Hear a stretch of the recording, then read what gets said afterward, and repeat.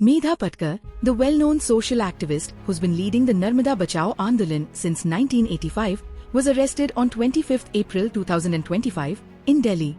It's tied to a defamation case that goes all the way back to 2000, filed by VK Saxena, who's now the Lieutenant Governor of Delhi. Apparently, back then, Patkar called Saxena a coward in a press statement during a clash over the Narmada Valley projects, and he didn't take it lightly, filing a criminal defamation case against her in 2001. The whole thing has been dragging on for 24 years. It started in a court in Ahmedabad, but the Supreme Court moved it to Delhi's Saket Court in 2002. Last year, in May 2024, the court finally convicted Patkar, saying her statements were malicious and meant to harm Saxena's reputation. By July 2024, she was sentenced to 5 months in jail and ordered to pay 10 lakh rupees as compensation.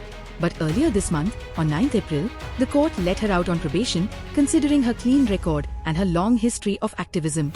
They said she's done a lot for marginalized communities, so she deserved some leniency. That didn't last long, though. Her arrest came after she allegedly didn't follow the probation terms, and the court issued a non-bailable warrant on 23rd April.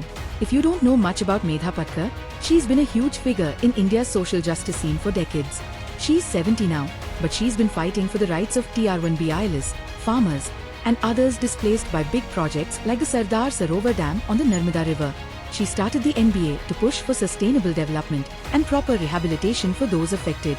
Over the years, she's done hunger strikes. One lasted 22 days in 1993, and even faced violence, like when the NBA office was attacked in 1994.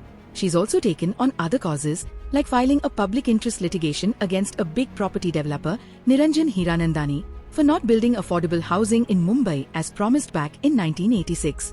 That case led to a 2012 ruling ordering him to build over 3,000 homes for low-income families, but it still hasn't happened. This isn't the first time Patkar's faced legal trouble, either. In 2022, the Enforcement Directorate started a money laundering investigation into her and the NBA, claiming there were issues with their funding.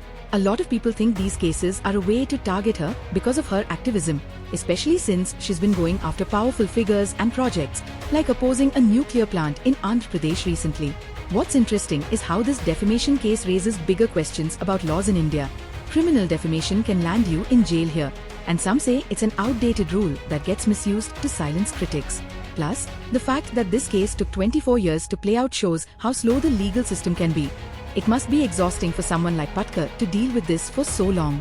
Right now, she's in custody, but her team is working on getting her bail. The NBA says they'll keep fighting, and her other battles, like the one with Hiranandani, are still up in the air. It's a tough spot for someone who spent her life standing up for people who don't have a voice, and it makes you wonder about the challenges activists face when they take on the system.